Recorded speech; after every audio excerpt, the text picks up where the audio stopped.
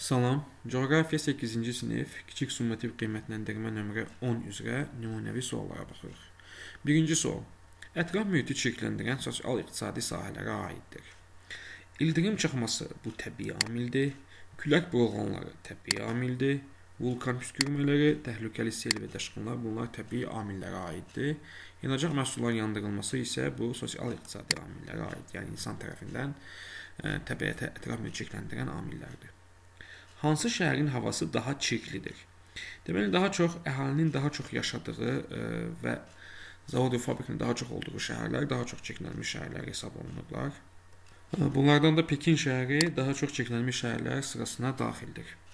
Azərbaycanın daha çox çirklənmiş çaylarından deyil.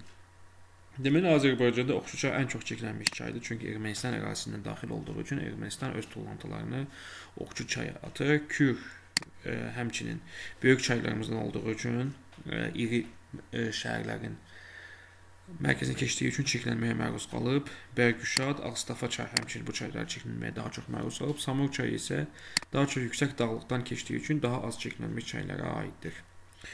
Külək və toz burulğanların baş verdiyi ərazi. Deməli, külək və toz burulğanlar əsasən səhralarda baş verir. Amazon ovalığı ekvatorial meşələrdir. Qərbi Sibir ovalığı tayqa və tundra zonasıdır. Braziliya yaylası yenə savannalar və ekvatorial meşələrdir. Orta Sibir yaylası da həmçinin tundra zonasıdır. Ərəbistan yaylası isə səhralar var. Onun üçün də toz burulğanlar baş verə bilər. Rekreasiya və turizm ehtiyatlarına aid deyil. Deməli, turizm ehtiyatları mineral bulaqlar, mədəni tarixi abidələr, sonra sahil boyu ərazilər. Bunlar turizm obyektləridir. Amma səhralar, əkin sahələri və faydalı qazıntılar turizm ehtiyatlarına hesab olunmur. 2, 3, 6, yəni D bəndi olmalıdır. UNEP təşkilatının yaradılmasında məqsəd beynəlxalq münaqişə ocaqlarının aradan qaldırılması, ərzaq qıtlığı, ərzaq həll olunması, qütb buzu əriməsinin qarşısının alınması, atmosfer atmazlarının qarşısının alınması, səmərəli istifadə və ətraf mühitin qorunması. Təbiətən səmərəli istifadə və ətraf mühitin qorunması. Yəni, düzgün cavab Y bəndi olmalıdır. Ətraf mühitdə yaranan problemin ardıcıllığını müəyyən edin. Xırda bulaqların, çayların quruması, dağ yamaçlarının meşələrin qırılması, insanın həyat formunun pisləşməsi, torpaq eroziyasının baş verməsi. Deməli, birinci meşələr qırılır. Meşənin qırılması nəticəsində torpaq eroziyası baş verir, xırda bulaqlar və çaylar quruyur və insanların həyat səviyyəsi pisləşir. 2, 4, 1, 2, yəni D bəndi olmalıdır.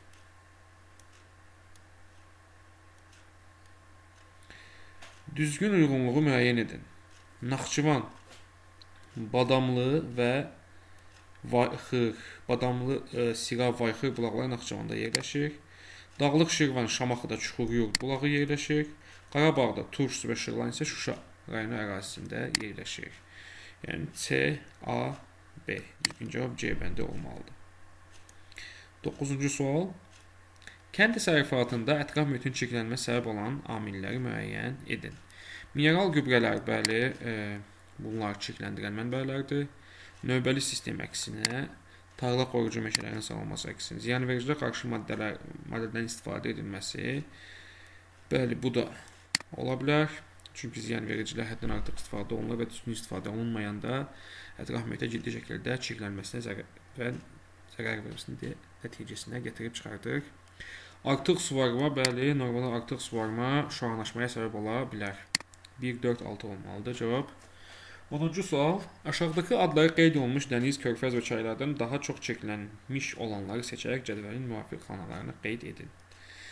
Deməli, dənizlərdən Şimal, Baffin, Qara və Qrenlandiya dənizləri verilib. Bunlardan Şimal dənizi neft ehtiyatları olduğu üçün və iri limanlar yerləşdiyi üçün, həmçinin də Qara dəniz, yəni gəmilərin daha çox keçdiyi üçün daha çox çirklənməyə məruz qalıb. Baffin və Qrenlandiya şimal buzlu okeanda olduğu üçün təsərrüfatda daha çox istifadə olunmur. Onun üçün çirklənməyə də daha az məruz qalıb. Körfəzlərdən Gvineya körfəzi neft ehtiyatı ilə zəngin olduğu üçün, bir də Meksika körfəzi, həmçinin orada da neft çıxardığı üçün çirklənməyə daha çox məruz qalmış körfəzlərdir. Çaylardan, iri şəhərlərin ortasından keçən çaylar Dunay çayı və Mississippi çayı daha çox çirklənmiş çaylar hesab olunurlar. 1, 3, B, D və burada birinci və dördüncü olmalıdır cavab.